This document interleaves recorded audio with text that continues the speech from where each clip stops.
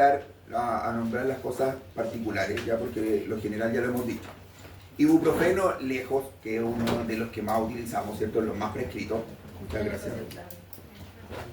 Veo que por lo que veo me han dicho que les costó harto hacerlo. Sí. Y ahí vamos a ver qué podemos hacer porque ya vinieron a leer que les dolieron las manitas. Sí. Así que ya ahí vamos a ver qué hacer para que les sea más fácil hacer. Ya, entonces ibuprofeno, que es uno de los más prescritos. Dosis que utilizamos de ibuprofeno, las dosis disponibles, 400 y 600. Ahora, aquí vean la diferencia. Las dosis disponibles son 400 y 600, pero las dosis terapéuticas son de 400 a 800.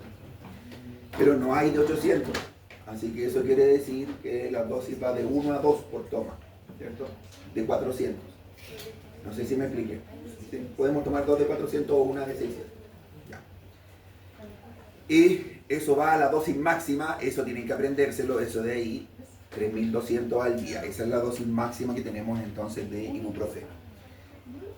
Como gran consideración, administrar con alimentos para reducir la irritación gástrica. Prácticamente todos los AINES tienen la misma indicación de poder administrarse con alimentos para reducir el riesgo de la irritación gástrica. Pero ahí viene una pregunta, y es que si un AINES lo aplicamos por otra vía, ¿se mantienen los efectos adversos? O sea, quiero decir, si yo tomo ketorolaco, es obvio que me va a poder irritar la guatita. Pero si yo me pongo ketorolaco intravenoso o intramuscular, ¿qué pasa con la guatita ahí? ¿Se irrita igual o hay menos irritación?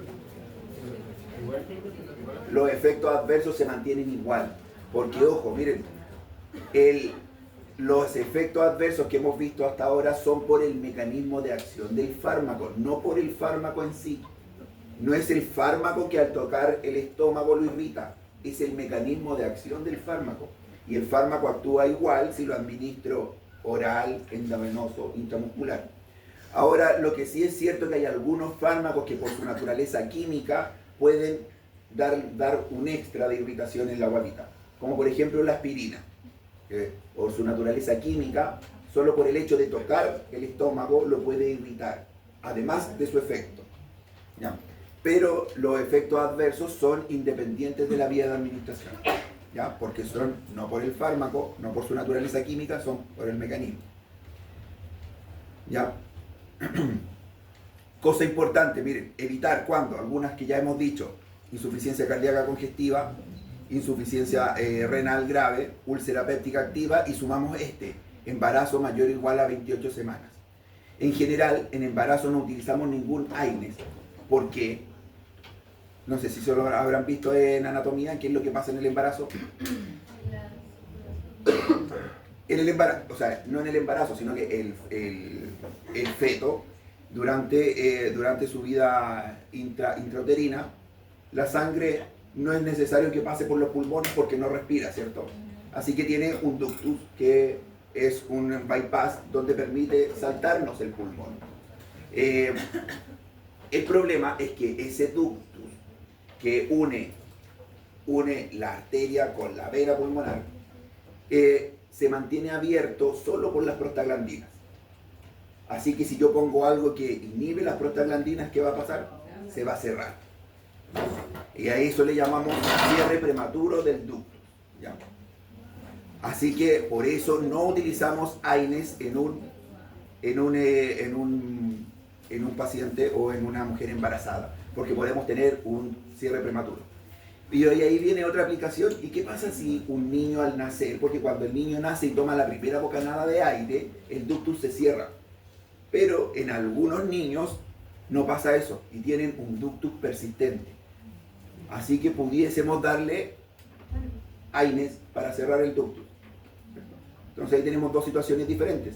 Una en la que no debemos darlo para no cerrarlo prematuramente, y otra en la que sí podríamos darlo para cerrarlo porque persistió. Ketorolaco. Mire, ketorolaco es un fármaco excelente desde varios puntos de vista porque tiene prácticamente todas las vías de administración. Intravenoso, intramuscular, sublingual, vía oral. Así que anda muy bien. Y otra cosa es que se ha visto que una dosis intramuscular de 30 miligramos de ketorolaco es equivalente a una dosis baja a media de morfina. Por lo tanto, ketorolaco es súper bueno. Miren, ahí dice, por eso dice, el 30 miligramos intramuscular es igual a 6 a 12 miligramos de morfina. ¿Ya? Así que es muy bueno, muy bueno. ¿Cuál es alguno de los problemas que tenemos? Es que tenemos que tratar de no administrarlo por más de 5 días. Después de los 5 días, el ketorolaco empieza con problemas. Están aquí abajito, miren. Problemas como nefrotoxicidad acumulativa. La nefrotoxicidad, a diferencia de los otros, que la nefrotoxicidad de los otros AINES, como el ibuprofeno, no es acumulativa, sino que es basal. Yo desde el día 1 tengo el mismo riesgo de tener una insuficiencia renal que en el día 20. Pero aquí no, lo voy acumulando a lo largo de los días. Así que aquí tengo riesgo de nefrotoxicidad, de hemorragia, contraindicado en algunas enfermedades, pero principalmente nefrotoxicidad acumulativa. Así que no lo ocupo por más de 5 días. Se ocupa el curso corto, ¿ya? A diferencia del otro. Hay otra cosa que tampoco les nombré. Estos son como otros usos de los AINES. El que les acabo de nombrar del ductus persistente. Los AINES también son fármacos que se llaman úricos. Ayudan a eliminar ácido úrico. Así que en pacientes que tienen gota, una alternativa, digo, porque no es la primera línea, es darle AINES a dosis alta. O sea, yo a un paciente que tiene ácido úrico alto podría darle ibuprofeno a dosis máxima, 3200, para reducirle el ácido úrico y la crisis de gota. ¿Ya? Así que esa es otra opción. Todos los AINES ayudan a bajar el ácido úrico, excepto la aspirina, que es el único que sube el ácido úrico. ¿Ya? Así que tener presente eso también. ¿Ya? De aquí entonces, la dosis de vía oral va de 10 miligramos cada 4 a 6 y la dosis intravenosa e intramuscular 30 miligramos. ¿Ya? Y se puede usar máximo 1 miligramo por kilo con dosis máxima de 60. Todos esos números apréndanse. ¿Ya? ¿Ya? Entonces, 10 miligramos cada 4 a 6, máximo de 5 días, 10 miligramos vía oral, 30 intravenosa, intramuscular, a 1 miligramo por kilo, máximo 60, 2 por 2, 4, 4 por 2, 8, 4 por 2, 6. Así que aprendan todos esos números. ¿Ya? Naproxeno y diclofenaco. Yo ya les nombré delante algunas apreciaciones, ¿cierto?, del naproxeno y el diclofenaco. Solamente les voy a decir, como todos comparten algunas cosas, les voy a ir diciendo las cosas diferenciales de cada uno, porque las dos y todo eso ustedes lo pueden leer ahí. Cosas diferenciales, que naproxeno ya les dije algunas de las diferenciales que tiene, ¿cierto? ¿Qué les iba a decir? Del diclofenaco, una de las cosas importantes es que no tiene intravenoso, ¿ya? No tiene presentación intravenosa. Solamente intramuscular, vía oral y tópico. Tópico lo vamos a dejar así como al lado, ¿ya? Porque la verdad es que tópico ni siquiera tiene evidencia de funcionar mucho. Así que cuando realmente queremos utilizar un fármaco vía tópica, no serían las mejores opciones, pero los venden, están disponibles. Pero la evidencia es muy escasa, ¿ya? Perdón. ¿Ya? Selectivos COX-2, ya habíamos dicho. ¿Cuáles eran algunas de las características? ¿Ya? De los selectivos, no sé si qué más se me olvidó de decirles de los selectivos COX-2. Características de los COX-2 que sí se me habían olvidado comentar. Entonces, les había dicho que teníamos principalmente dos disponibles en Chile, Celecoxib, Etoricoxib. Etoricoxib es más potente que Celecoxib. Eso quiere decir que con menores dosis logramos más analgesia y antiinflamación. De hecho, hay 3 dosis disponibles, 60, 90, 120. En cambio, de Celecoxib tenemos de 200, ¿ya? De 200 con dosis máxima de 400, o sea, 200 cada 12. O podríamos darle solo 200 al día. Ventajas, podemos utilizarlo de manera crónica. Sobre todo en pacientes que tienen algunos problemas crónicos como artrosis, ¿ya? Así que eso, porque vamos a tener menor riesgo de varias cosas. ¿Cuál es el mayor riesgo que tenemos? Riesgo cardiovascular, que era lo que habíamos dicho. ¿Ya?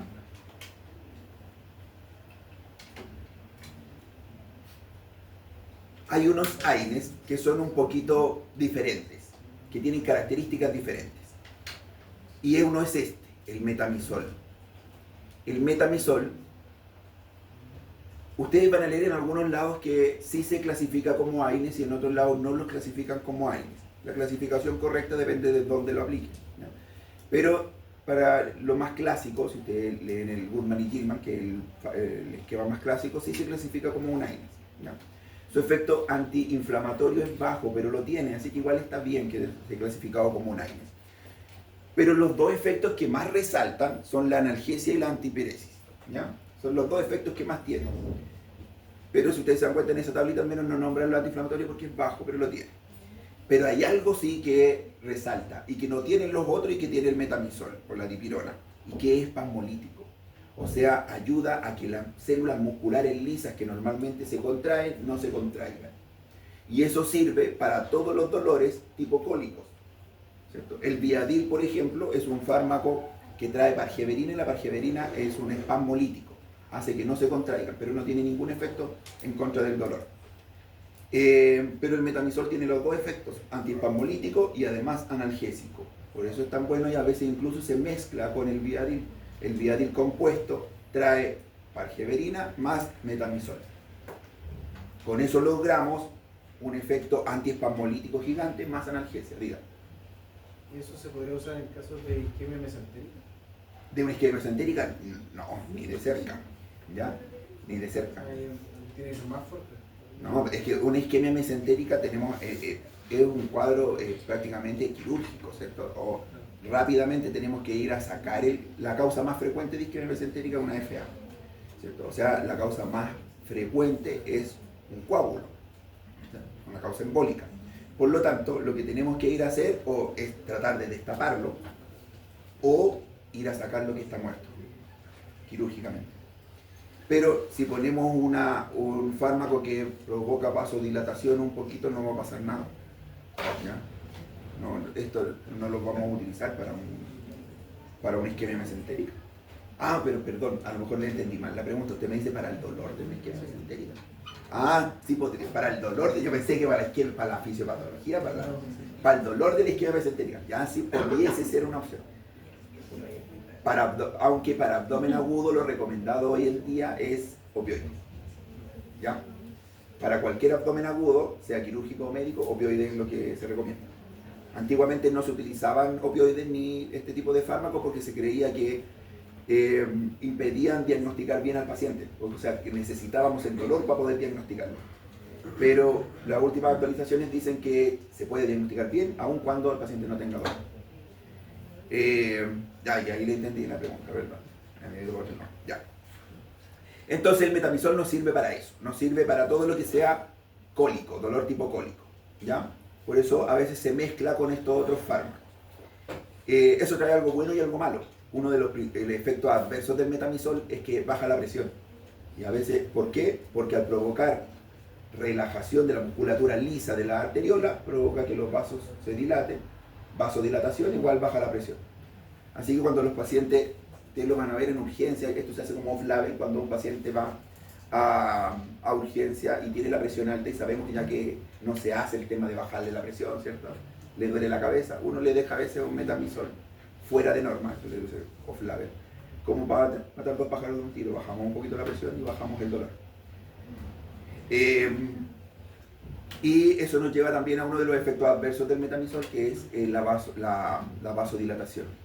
Uno de los efectos adversos bien frecuentes es que se ponga metamisol vía endovenosa y cuando se hace muy rápido se produce una vasodilatación general, al paciente va a empezar a sudar, el corazón le va a latir rápido, una taquicardia refleja y la presión va a bajar, ¿ya? Así que indicación, metamisol endovenoso siempre se pasa lento, súper lento, a goteo, no en bolo.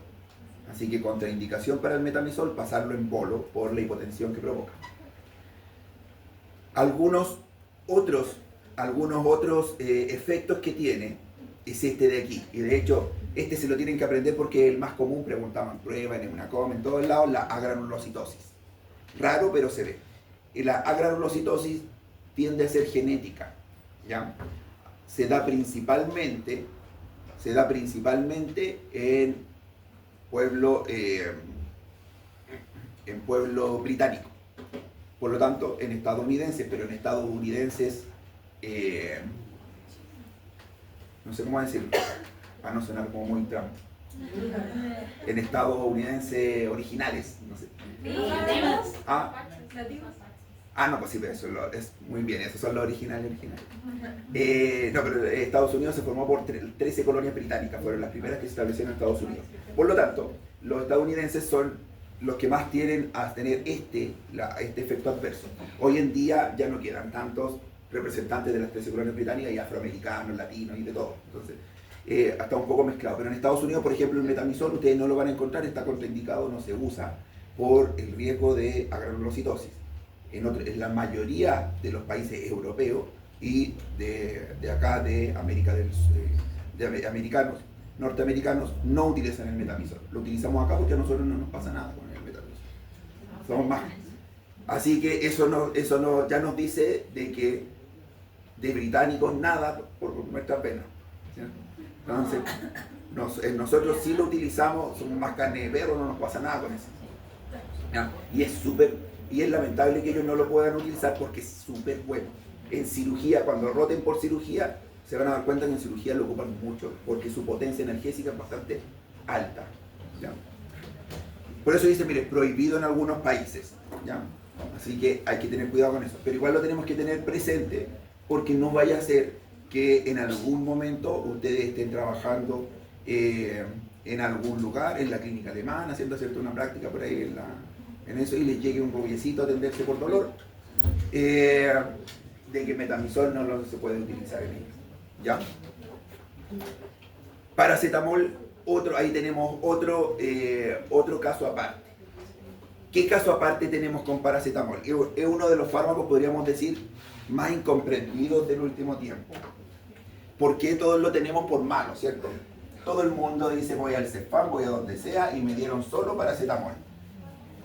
Pero el paracetamol bien usado es increíblemente bueno. Partamos desde su fisiopatología.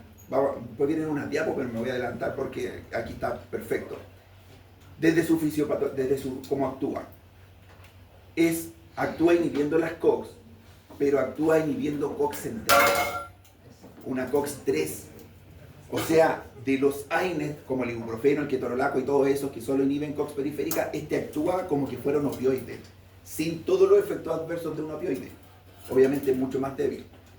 O sea que logra inhibir COX centrales, igual como lo haría un opioide, morfina, tramadol, pero no siendo un opioide. ¿Ya? No tiene efecto antiinflamatorio, por eso no es un AINES, pero sí analgésico y antipirético. De los dos efectos, el que predomina es el analgésico, ¿ya? Y menos el antipirético. Lo utilizamos dolor leve a moderado y fiebre. ¿Cuáles algunos de los problemas del paracetamol? Uno es que para lograr este efecto de inhibición de COX central necesita dosis altas. La dosis estándar de paracetamol es de 1 gramo cada 6, o sea, 4 gramos al día. ¿Y cuánto le damos a los pacientes? 500 cada 8. Eso es lo estándar que le damos generalmente, ¿cierto? 500 cada 8, o sea, 1500 al día. Estamos como en un 30 o un 40% de la dosis que se le debería dar al paciente. Eso ya nos lleva a por qué la mayoría no le funciona como debería. Porque se toma 500 nomás y en dosis mucho menores a las que debería tomar en el día. Entonces la dosis efectiva de paracetamol es 1 gramo cada 6, 4 gramos al día. Y aún así estamos lejos de la dosis tóxica, que para dosis estándar calculamos generalmente 12 a 13 gramos de dosis tóxica diaria o 200 miligramos por kilo. O sea, estamos lejos.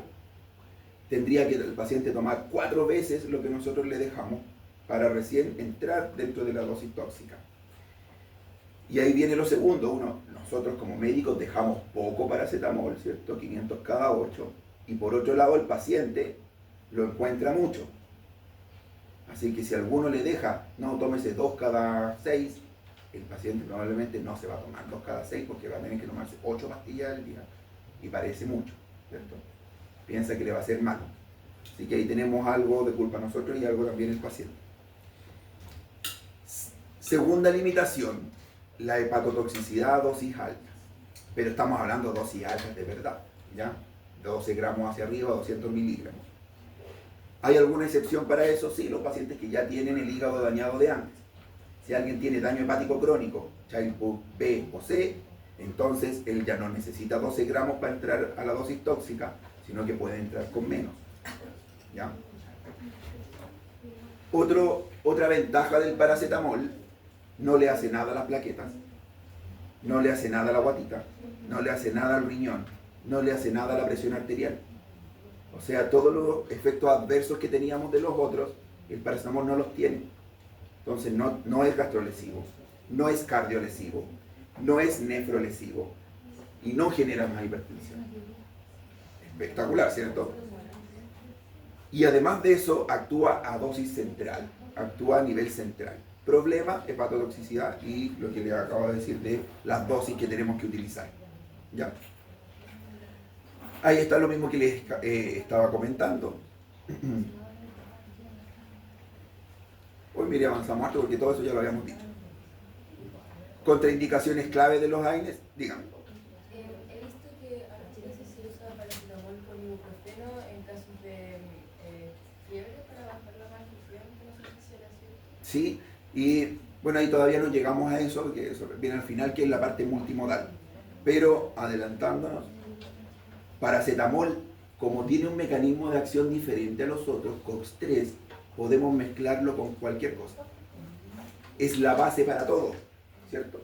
Y por eso, y como es el más seguro, porque no daña acá prácticamente nada, a no ser que ya tengamos dañado el hígado de antes, podemos utilizarlo como colchón sobre eso sumarle lo que queramos.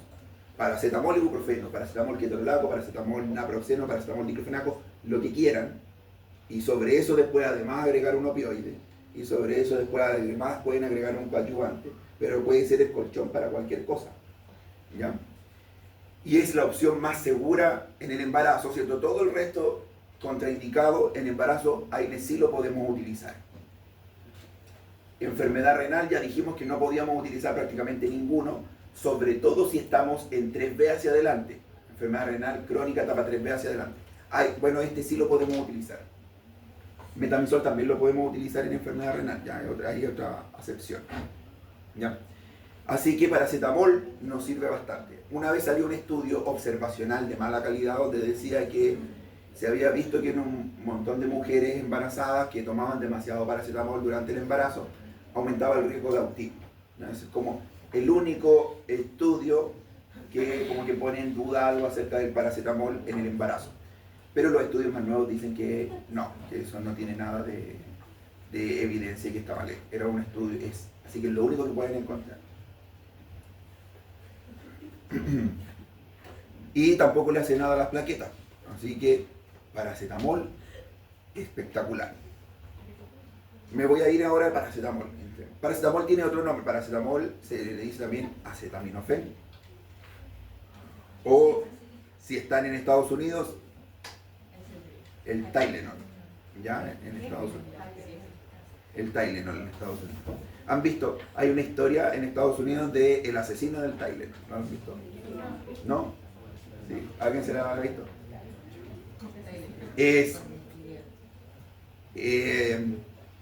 Véanlo después. Es que es súper interesante.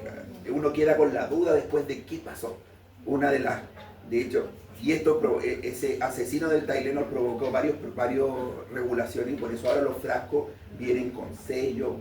Antes los frascos venían abiertos y uno podía sacar, el mismo químico farmacéutico podía sacar uno o dos. Ahora no, vienen sellados, ¿cierto? Con un sello y uno los abre, los frascos, todo viene en empaque. Bueno, resulta que una persona partió, no recuerdo en qué lugar de Estados Unidos partió, y alguien tomó paracetamol y a los minutos, 5 o 10 minutos murió. Así tal cual, murió. Luego de eso, en otro lugar lejano, muy lejano, otra persona pasó lo mismo. Empezaron a haber muertes durante la misma semana, muy rápidas, y todas estaban asociadas al Tylenol. ¿Y cómo supieron que estaban asociadas al Tylenol? Porque la las muertes ocurrían inmediatamente después de tomar el medicamento. Descubrieron que las muestras tenían cianuro, pero el cianuro no podría haber llegado, la única forma de que el cianuro llegara ahí era que alguien lo hubiese puesto, porque no había otra forma de hacerlo. El problema es que la vida media del cianuro es extremadamente baja, así que alguien lo tiene que haber puesto en el momento preciso en el que vendió el medicamento. Y el problema de eso es que ocurrió en lugares muy lejanos de Estados Unidos, así que la misma persona tendría que haber viajado por muchos lugares al mismo tiempo. Por eso es bien interesante lo que pasó. Y fue el retiro de medicamentos más grande en Estados Unidos. Tylenol lo hace Johnson & Johnson en Estados Unidos, y a raíz de eso salieron varias regulaciones, como por ejemplo que los medicamentos ahora tienen que venir sellados con sello de seguridad, como para que uno se dé cuenta de que nadie lo ha manipulado antes de que uno lo tome. ¿Ya? Así que ahí para que lo vean. Eso es lo que les estaba comentando. ¿Cierto? Miren, aquí está lo que yo ya les decía. Tiene algunas cosas, hace una inhibición de los COX a nivel central, ¿cierto? Que, si ustedes recuerdan, al final cuando alguien tiene fiebre, lo que pasa es que se aumenta en el hipotálamo, aumenta el termostato que tenemos. Así que al inhibir las prostaglandinas, no se aumenta ese termostato. Bueno, este actúa directamente en el termostato, ni siquiera tiene que hacer nada con las prostaglandinas, directamente en el termostato, en las COX que se encuentran en el termostato del hipotálamo. Además, miren, puede hacer modulación de sistemas de endocannabinoides, serotoninérgicos, espinales, y con eso lograr analgesia central. Todo eso parece espectacular, pero lo hace a nivel bastante bajo, la verdad. ¿Ya? No es tan potente en ese sentido, no tan eficaz, para ser más específico. ¿Ya? ¿Cuál es el problema? Es que el metabolismo del paracetamol es prácticamente 100% hepático.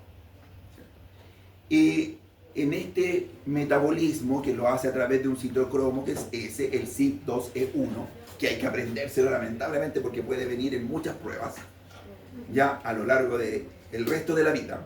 ¿Ya? Cuando se hace el metabolismo en ese citocromo, se produce, entre otras cosas, un metabolito tóxico, que es ese, el NAPQ1. ¿Ya? Se produce, o sea, un desecho tóxico para nosotros. Cuando tomamos paracetamol, siempre se produce ese desecho tóxico.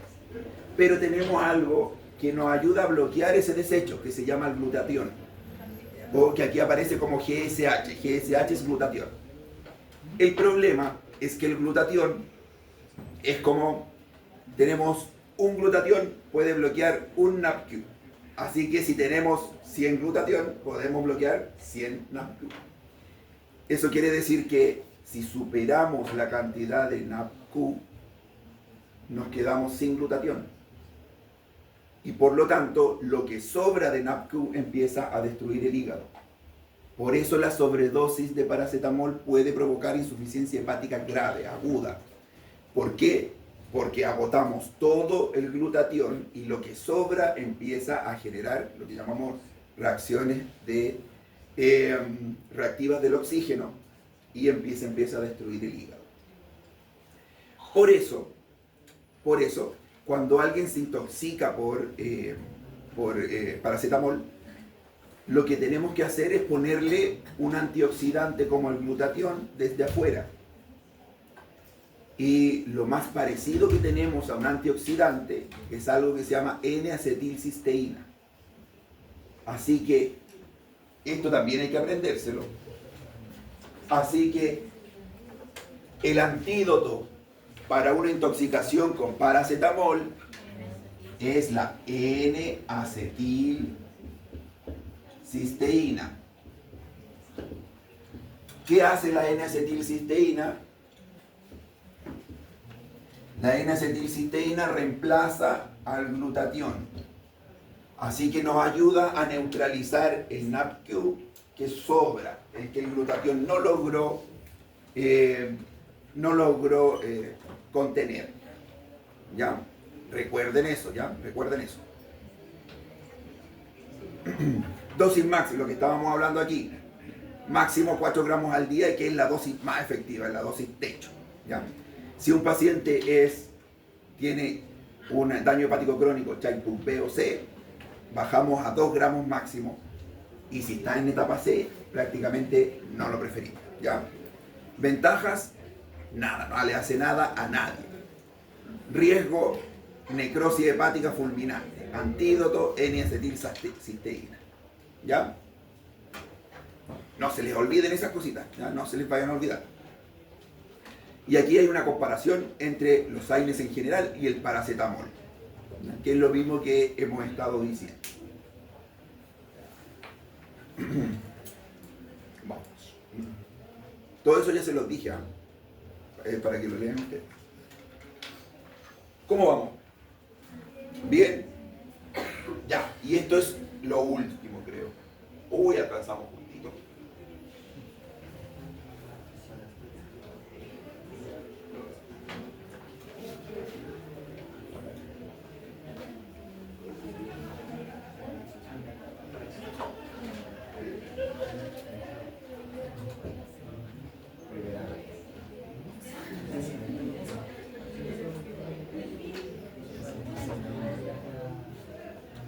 Ya, opioides entonces. ¿Cuál es la gracia de los opioides? Es así, a nivel del sistema nervioso central, tenemos unos receptores que son estos tres, el mu, el kappa y el delta. Estos están a nivel del sistema nervioso central, partiendo desde el tronco encéfalo. Hay lugares donde hay más de estos receptores y lugares donde hay menos. El locus coeruleus es uno donde hay más de estos receptores, pero no es el único, ya, pero ahí es donde hay más. Cada uno de estos receptores se encarga de algo diferente. El problema es que es difícil solamente darle a uno, ¿ya? Darle a uno de estos receptores, porque la gracia sería que solo lográramos analgesia sin tantos efectos adversos. ¿Ya? ¿Qué es lo que hace el MU? Analgesia, euforia, depresión respiratoria, constipación, y también es el encargado de producir dependencia física. Eso ya nos empieza a dar luces de cuál es uno de los efectos adversos de los opioides. Dependencia física, ¿ya? Y además, miren, provoca euforia, por eso se ocupa para drogarse. El receptor kappa, analgesia espinal, sedación, disforia. Delta, analgesia y modulación del ánimo. ¿Ya? Todos participan un poquito en la analgesia, pero además participan en otras cosas. Otra cosa importante de todos estos efectos adversos y efectos, uno muy importante para nosotros como médicos es ese, depresión respiratoria. De hecho, es el que nos pone tope. A diferencia de lo que pasa con los AINES, los opioides no tienen tope, no tienen techo analgésico. Yo puedo subir la dosis infinitamente y la analgesia sube infinitamente. Lo que me pone tope es la depresión respiratoria, porque yo puedo subir la dosis hasta que el dolor baje a cero, pero la frecuencia respiratoria también va a bajar a cero. Por lo tanto, mi tope es la depresión respiratoria. ¿Ya? También puede provocar hipotensión. Los opioides los vamos a clasificar según su potencia. ¿Cierto? Entonces necesitamos menos dosis para lograr más cosas. Opioides más débiles, tramadol y codeína. De hecho, el tramadol, lo vamos a ver, es uno de los que más utilizamos y es un opioide, pero es de los más débiles. La codeína también es un opioide que tiene algunos efectos que están un poco potenciados. Sirve para el dolor, pero lo utilizamos más que nada como antitusivo. ¿Ya? En Chile se vende como antitusivo. Y también se utilizaba para drogarse. ¿Ya? En Estados Unidos también se compraba el jarabe para la tos. Lo compraban para drogarse. Se suben las dosis y con eso se logra más efecto. ¿Ya? En Chile, entonces, codeína lo utilizamos principalmente como antitusivo. Hay un problema en Chile, eso sí, es que no viene, cuando hablemos de respiratorio se van a dar cuenta que para la tos no hay casi nada sirve para la tos, ¿ya? Prácticamente ningún fármaco sirve para la tos, excepto la codeína. La codeína es el mejor fármaco para la tos, pero no está muy recomendado dar nada para la tos, con ciertas características. Pero en Chile no hay ninguno que donde venga solo codeína. No sé por qué lo mezclan con pseudoefedrina y clorfenamina. No hay ninguna preparación donde solo haya codeína. O dice, o se lleva los tres o no se lleva ninguno. ¿Ya? Así que ahí tenemos ese problema en Chile. Aquí en Chile está bajo también control de psicotrópicos, viene con una estrellita verde también ese fármaco, los fármacos para la tos. A diferencia de otros, yo recuerdo que una vez viajé al extranjero y fui a una farmacia y compré paracetamol, venía con codeína. No lo compraba así porque era en Colombia, creo que. Así que, y venían la misma y no me pidieron nada. Nada, así no. Algo más le iba a decir yo de la codeína. De que es muy difícil tratar la tos, pero les quería comentar solamente de que salió un estudio después del COVID, porque un efecto adverso del COVID era que las personas quedaban con tos crónica y costaba mucho tratar esa tos. Y salió un estudio donde se vio que el propóleo sí tenía efectividad, y buena efectividad en contra de la tos. Y más aún, salió un estudio ahora hace muy poquito, yo diría que hace como 20 minutos, salió como la semana pasada, donde la miel y el propóleo contra placebo lograron efecto antiviral. Entonces, para un resfrío sirve, la abuelita siempre tuvo razón, ¿no?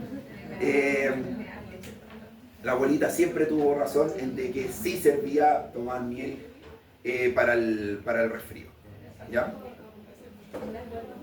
Opioides potentes, morfina y oxicodona, ¿ya? También les recomiendo que vean esto, hay unos documentales donde habla porque la fiebre de los opioides en Estados Unidos partió con la oxicodona.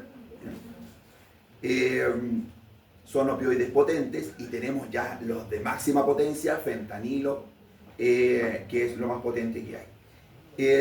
Y en Estados Unidos, no sé si lo han visto, ahí van. De hecho, también tienen ahora la crisis del fentanilo. En Chile normalmente utilizamos hasta aquí como médicos generales y esto se le reserva a médicos de paliativo o a médicos anestesistas, ¿ya? Difícil que alguno de nosotros llegue a tener acceso a eso. Veamos, miren, algunas características de las vías de administración, que esto es clave. La mayoría de esto se puede administrar o vía oral, o vía endovenosa, o vía subcutánea. Y aquí les quiero comentarles algo. Los que tienen vía subcutánea, ojo, o vía transdérmica, son lentos. Así que ningún opioide, por muy bueno que sea, sirve para dolor agudo. Y esto se los comento porque una vez me tocó ver una paciente que, la verdad es que yo la había visto yo primero, le había dejado yo un par de fármacos que era tramadol con paracetamol y pregabalina porque tenía un herpes zóster. La señora no confió en mí, fue con otro médico. Y el otro médico le dejó un parche de buprenorfina. Y cualquiera diría, el otro le va a funcionar espectacular, ¿por cierto? Porque le dejó un opioide, pasó a un opioide potente y dejó el paracetamol y todo lo que yo le había dejado. Y la señora volvió porque el dolor ahora era terrible. ¿Qué fue lo que pasó ahí? La buprenorfina es súper buena, pero empieza a actuar a los 3 días. Así que mientras tanto la dejó sin nada. Entonces ahí el médico le faltó una parte de la farmacología de ese fármaco. Y es que como la buprenorfina es potente, es súper bueno, pero al ser transdérmico la absorción es lenta. La vida media se alarga, pero la latencia también se alarga. Así que los que son transdérmicos, ninguno sirve para dolor agudo. Tiene que ser para dolor estable crónico. Y durante los primeros días hay que dejar algo, ¿ya? Entonces, ahí ojo con esos transdérmicos. Y eso se los comento porque a los transdérmicos sí tenemos acceso, ¿ya? sí podemos indicar, los van a encontrar ustedes, está disponible en APS, en hospital, así que los transdérmicos sí los van a poder encontrar los parches. ¿Ya? Estos inicios de acción corresponden a los más rápidos, ¿ya? O sea, cuando los ponemos intravenoso, intramuscular o vía oral, transdérmico, ni por lejos va a iniciar en 1 o 2 minutos el efecto, ¿ya? Así que ojo con eso, ¿ya? De hecho aquí lo dice, lipofílico parche 72 horas, ¿ya? O sea que el parche empieza su acción a las 72 horas. O sea, primeros 3 días, nada. Con la codeína, y aquí esto no se lo había mostrado, la codeína es un profármaco, o sea que quiere decir que necesita del hígado para transformarse en un fármaco activo. Hay pacientes que son no metabolizadores o metabolizadores lentos de codeína. Esos pacientes pueden tomar codeína a dosis gigantes y nunca les pasa nada, porque no metabolizan lo suficientemente rápido como para llegar a dosis terapéuticas efectivas. Eso pasa con muchas personas que los fármacos necesitan del hígado para transformarse, pero el hígado es uno de los órganos que tiene más variabilidad genética. Hay algunos que metabolizan súper rápido y otros que metabolizan súper lento. Eso explica, por ejemplo, algunas apreciaciones que se dan entre amigos a veces donde uno dice, yo me curo con un poquitito y yo me curo con mucho. Eso que parece una expresión tan simple, realmente sí tiene una base científica y que tiene que ver con la velocidad de metabolismo de lo que yo estoy viendo. ¿Ya?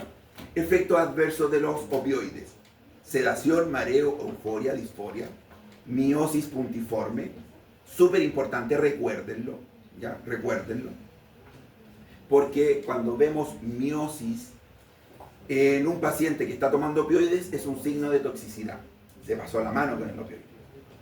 ¿Ya? ¿Ya? La miosis es, o sea, que vemos la pupila así como un punto, muy chiquitita. ¿Ya? Midriasis, la pupila grande, miosis chiquitita. Y de hecho la midriasis, o sea, pupila grande, es un signo de toxicidad con simpático mimético, que ya los vimos en algún momento, ¿se acuerdan? Ahí es porque se me pasó la mano con un fármaco de tipo agonista del sistema nervioso simpático. Y ahí provoca midriasis. Aquí provocamos miosis. Estreñimiento periférico. ¿Ya? Otra cosa como dato práctico, la mayoría de los opioides se da con algo que ayuda a ir al baño, porque es un efecto bastante frecuente el estreñimiento, ¿ya? Así que hay que darlos con fibra, o con polietilenglicol, o con lactulosa, con algo que ayude a ir al baño, ¿ya? Porque es bastante frecuente ese efecto adverso. Esto ya me pasó hace poquito con una paciente algo similar. ¿Conocen ustedes un fármaco que se llama loperamida? ¿Para qué es? Para la diarrea, ¿cierto? Para la diarrea. Que no está indicado casi en nada, excepto en la diarrea asociada a colon irritable. Es un derivado opioide, ¿ya? O sea, la loperamida también viene de un opioide. ¿Y qué es lo que se hace? Se potencia su efecto para producir estreñimiento. Entonces, alguien que tiene diarrea le ayuda a no tener diarrea. Así que también viene de ahí. Depresión respiratoria, y miren en rojito, mayor peligro, náuseas, vómito, nivel central, retención urinaria. Aprenderse todo de aquí abajo, miren. La tríada tóxica de los opioides. Coma, o sea, alteración del estado de conciencia, bradipnea y miosis. Si yo veo respiración, que hay una baja frecuencia respiratoria, miosis en un paciente que está con un opioide cualquiera, incluso con tramadol, tengo que imaginarme que está con dosis tóxicas de ese fármaco, ¿ya? Y recuerden que las dosis tóxicas de un fármaco no solo se ven por la dosis. O sea, si la dosis de tramadol es 50 miligramos cada 8, y yo le pregunto al paciente y me dice, y está con alguna de esos de esa triada, y él me dice, no, yo tomo 50 cada 12, yo no lo puedo descartar, ¿cierto? A decir, no es tóxico. ¿Qué puede estar pasando? ¿Qué otras posibilidades hay de que alguien se intoxique con un fármaco a pesar de estar con dosis, dentro de dosis terapéuticas? que esté interactuando con otro fármaco que sea, ¿se acuerdan? Están los inhibidores y los inductores enzimáticos, que tenga problemas hepáticos o renales. Esos 3 pacientes pueden hacer intoxicaciones a pesar de estar con dosis terapéuticas, ¿no? Miren, aquí el tramadol, que es lejos el que más necesitamos conocer. Mecanismo es un mu opioide débil, o sea, principalmente activa el receptor mu. Además, secundariamente logra inhibición de la recaptura de norepinefrina y de serotonina. O sea que además funciona como modulador del dolor, ¿ya? En vías descendentes. Dosis, ahí están las dosis, miren, con dosis máxima, útil en dolor neuropático, fibromialgia, dolor crónico, nociceptivo, etc. ¿Ya? Otra ventaja, lo podemos mezclar con casi lo que queramos. Así que si quisiéramos hacer una mezcla, podríamos dar paracetamol, tramadol, ibuprofeno, ¿sí? Y hacer ahí, mezclar. Tenemos casi la vía a bajo nivel bloqueada completa.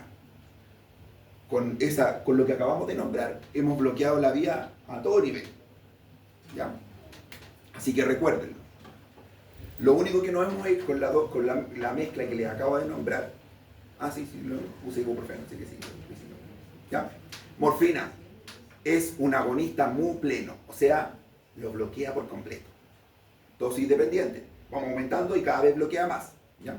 Ahí están las dosis. Las dosis, a pesar de que van entre de 5 a 15 miligramos cada 4, las dosis hay que irlas titulando, no hay dosis típicas. Partimos desde 5 y vamos subiendo hasta que se le quita el dolor lo suficiente, ¿ya? ¿Y con qué tenemos que ir contrapesando? Frecuencia respiratoria, ya, muy bien. Que tener cuidado, sobre todo los pacientes con enfermedad renal crónica, ¿cierto? En ellos, porque aumenta la toxicidad. Así que, ¿qué hacemos con los pacientes que tienen enfermedad renal crónica? Titular hacia abajo. ¿Ven? Miren, ahí baja la dosis. Insuficiencia renal, 2 a 5 miligramos, titulado. ¿Ya? Así que cuidado con eso.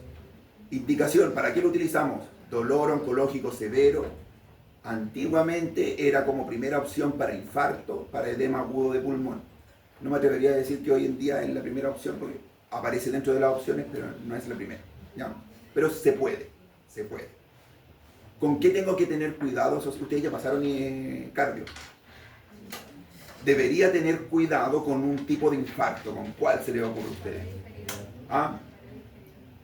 Pero pared inferior, subtipo derecho, ¿ya?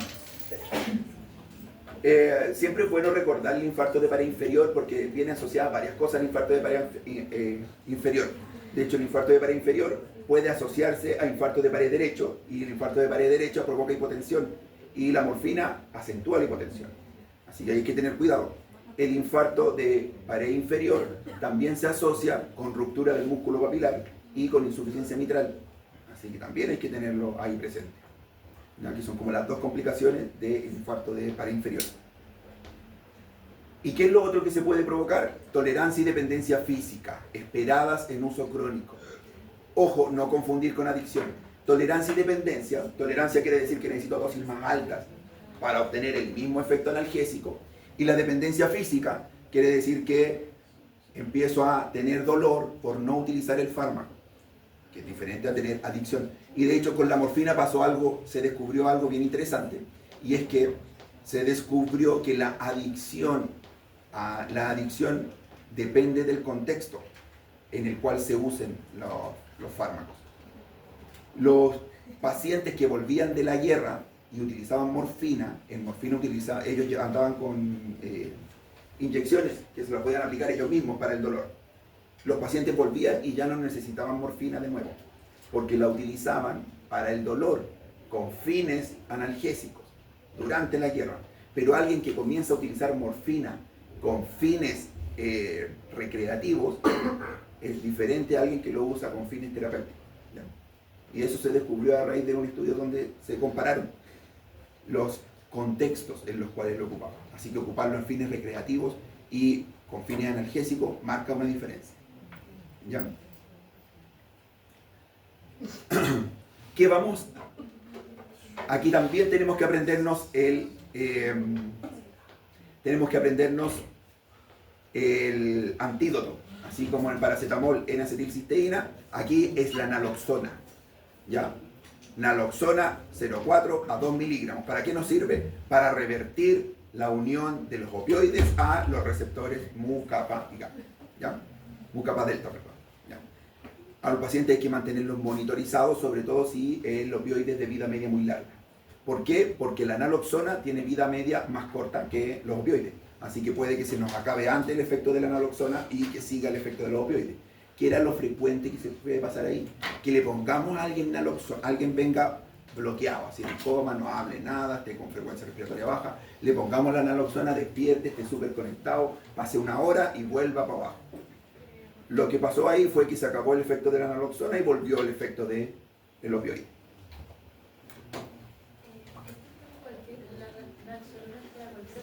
Para cualquier opioide, porque como todos los opioides actúan donde mismo, nos sirve para cualquiera. Así que solamente tener cuidado ahí con la vida media del fármaco. ¿Ya? Eso ya se los había nombrado. Miren, aquí están las dosis y la potencia relativa. Generalmente las potencias las comparamos contra la morfina. ¿Ya? La morfina es el opioide tipo. Y miren, la oxicodona es 1.5 veces más potente que la morfina. Y miren el número del fentanilo. 100 veces más potente que la morfina. Así que imagínense la cantidad que se puede hacer.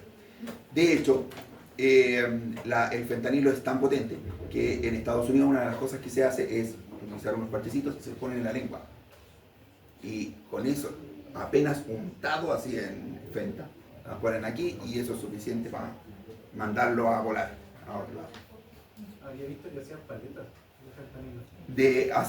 También es de oxicodona en Estados Unidos. Hacen paleta y también. Miren, y por último la buprenorfina. Y aquí la habíamos hablado, con la buprenorfina pasa algo especial, y es que es un agonista parcial, a diferencia de los otros que son agonistas totales. Así que, ¿se acuerdan que una vez vimos el caso de un paciente que lo teníamos con oxicodona, con fentanilo, con morfina y lo pasamos a buprenorfina? A pesar de pasarlo con dosis equivalente, pareciera que el paciente empeoró. Y en realidad lo que pasó fue que lo pasamos de un agonista total a un agonista parcial. ¿Ya? Eso, ¿ya? Efectos adversos, todo lo que hemos nombrado: estreñimiento, depresión respiratoria, náusea, vómito, etc. ¿Ya? Tolerancia, dependencia y adicción, también lo que habíamos nombrado. El antídoto, la naloxona, ¿ya? Tener ahí las consideraciones, tabla comparativa, y lo último que nos queda son los coadyuvantes, que solo les voy a nombrar porque estos fármacos ya los vimos, pero les quiero nombrar nomás los coadyuvantes. ¡Oh, impresionante! Lo logramos. Nunca lo habíamos logrado. Ya.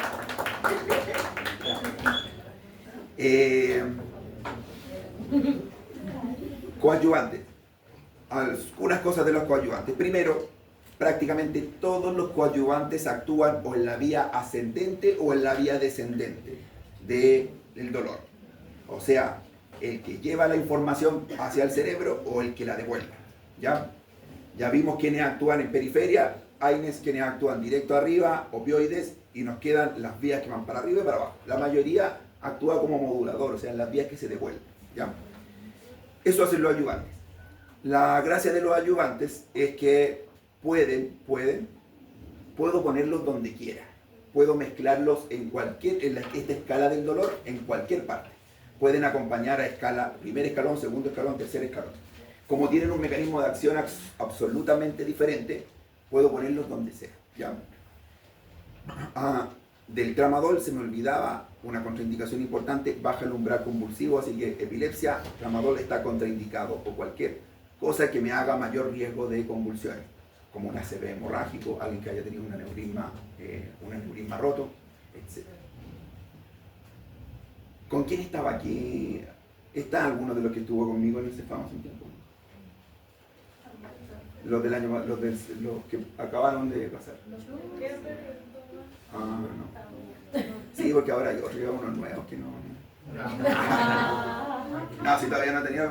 A ver, que le iba a contar un caso de un caballero que llegó la semana pasada o antes pasada. Caballero fue por varias cosas, pero entre ellos le dolía la cabeza. Le dolía la cabeza y nos dijo, estábamos con los alumnos ahí, que se había caído hace 30 años atrás. Hace 30 años se había caído, había quedado inconsciente, dijo, pero no había ido a urgencia. Andaba curado, dijo, también nos contó eso. Y ahora nosotros dijimos, y ahora 30 años después decidió consultar. Ya lo revisamos y todo, encontramos algunas cosas. Y dice, y oiga, y no le va a revisar la cabeza porque la verdad es que nosotros no pescamos ese dato porque era de hace 30 años que era. Empezamos a tocar, de repente hueso, un hoyo. Un hoyo y abajo del hoyo aquí, latido.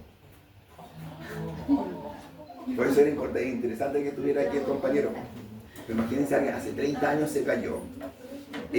Así que bueno, una de las cosas que le hicimos fue le sacamos todo lo que pudiera afectar la parte cognitiva de los fármacos que traía y le mandamos a hacer algunas cosas. Probablemente nosotros creemos que se cayó, se debe haber producido un hematoma subdural, ¿cierto? Y él, como se rompió el hueso, porque el tratamiento para un hematoma subdural es que el neurocirujano haga un hoyo para que pueda salir y mejorar la presión. Bueno, él se hizo la terapia solo, ¿cierto? Porque se debe haber roto ahí y el hematoma salió y le quedó esa masa ahí para siempre pulsando. Pero está bastante interesante el caso. No. No, ahora venía porque por otras cosas, muchas cosas. El caballero no era muy de consultar, así que venía por otras cosas. Miren, ¿qué cosas podemos ocupar como fármacos coadyuvantes? Antidepresivos tricíclicos, ya los vimos, la amitriptilina. Nos sirve sobre todo para dolor crónico neuropático. Anticonvulsivantes, pregabalina, gabapentina, también para dolor neuropático y fibromialgia. Recuérdenlo sobre todo para cuadros donde haya un nervio afectado, pero directamente el nervio. Hernia del núcleo pulposo, ¿cierto? Donde hay un nervio, que es el nervio ciático, que está comprimida la raíz. El propio nervio que está comprimido. Nos sirve la pregabalina. Neuralgia del trigémino, el propio nervio el que tiene el problema, nos sirve. Herpes zóster, nos sirve pregabalina, ¿ya? Entonces considérenlo sobre todo estos fármacos para cuando la fisiopatología incluya el propio nervio, ¿ya? Corticosteroides, nos sirve sobre todo para dolor oncológico y además para dolor traumatológico, ¿ya? Si ustedes se dan cuenta, prácticamente todas las enfermedades se producen por inflamación. Es la base de todo. Cuando yo tengo una gastritis, tengo la guatita inflamada y por eso me duele y provoca tumor. Si yo tengo faringitis, esto está inflamado. Si me duele la espalda, lo que sea, hay una inflamación detrás. Y ya dijimos que los corticoides son uno de los que pueden parar la inflamación de cualquier cosa. Por eso sirven sobre todo para dolores oncológicos y además sirven para dolor traumatológico. Pero, ojo, no por sí solos, sirve mezclado con algo más. Así que cuando ustedes estén sobre todo en atención primaria, se van a dar cuenta que una mezcla que se usa harto o en urgencia, dicloveta. Diclofenaco, betametasona. Alguien llega con lumbago, dicloveta y se va para la casa, ¿ya?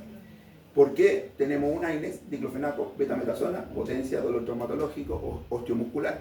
Y andan bastante mejor. Y para los dolores oncológicos también. De hecho, los corticoides ayudan a bajar. Los tumores tienen el problema de que muchas veces se inflaman. Y al inflamarse generan muchos problemas, se transforman en verdaderos productores de muchas sustancias. Así que cuando un paciente le llega tiene, no sé, un tumor pulmonar y llega, le cuesta respirar, está con dolor completo, ustedes le pueden pasar corticoides y se van a dar cuenta que se va a ir mucho mejor. ¿Por qué? Porque como que apagamos un poquito el tumor, lo bajamos de tamaño, lo desinflamamos y lo podemos mandar para la casa, al menos para salvar la situación.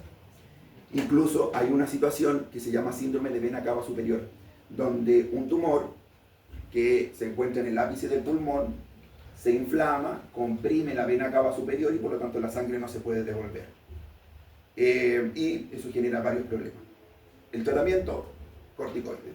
Tumor se desinflama, la sangre puede devolverse y salvamos la situación. Así que corticoides, bastante bueno. Y por último, miren, los espasmolíticos también sirven para el dolor, ¿ya? Pero principalmente solo para el dolor crónico. Así que aquí están los principales fármacos. Falta uno, duloxetina, que lo podríamos poner a este nivel, ¿ya? Amitriptilina y duloxetina, súper buenos para modular dolor. Ya sirve para dolor neuropático, para dolor crónico, para fibromialgia, para artrosis también sirve. Ahí está cómo actúan, que eso se los dejo para que ustedes lo vean, que yo ya les decía, la modulación descendente. Eso nosotros ya lo vimos, lo que a mí me queda pendiente es esto, la pregabalina. Que eso vamos a hacer una clase de eso, pero ahí les dejo ese monito. Fármacos adyuvantes para el dolor, las dosis, los efectos adversos y el nombre del fármaco. Ya. Listo. Y con eso llegamos al final. Ya. Eso ya se los nombré, lo multimodal. Y lo logramos. ¿Qué yo les voy a comentar? Antes de que pasemos a salud comunitaria. Hacemos una pausa y pasamos a salud comunitaria. Bueno, la prueba es... ¿Cuándo es la prueba la próxima semana? Es la próxima semana de feriado. Ah, es feriado. Entonces...